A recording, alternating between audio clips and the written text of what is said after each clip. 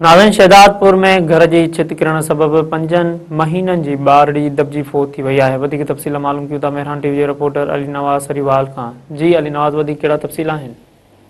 जी बिल्कुल, शहदादपुर ऐं भरपासे जे इलाइक़नि अंदरि सॼी राति बरसात जारी रही। बरसात दौरान शहदादपुर शहर जे जलाल नूनारी पाड़े में फतेह अली नूनारी जे घर जी छित ओचितो किरी पई, जंहिं सबबु 5 महीननि जी ॿारड़ी हाजरा धी फतेह अली नूनारी छॾे ते फोत थी वई। पीउ फतेह अली समेत 2 ॿारड़ा जान अली ऐं रुखसार बि ज़ख़्मी थी पिया आहिनि, जिन खे सिंध अस्पताल शहदादपुर आंदो वियो।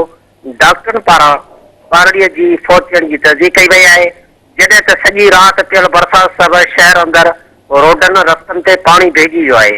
हर तरफ़ गंदगी फैलिजी वई आहे, जॾहिं त सॼी राति पियल बरसात सबबु कचनि घरनि ऐं जायुनि खे सख़्तु नुक़सानु रचियो आहे।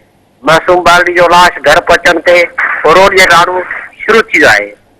मां अव्हांखे इहो बि ॿुधाईंदो हलां त बरसात पवण करे शहरी तोड़े बराड़ी वारनि इलाइक़नि में 20 कलाक गुज़री विया आहिनि। बिजली जो निज़ाम धरम भरम लॻो पियो आहे।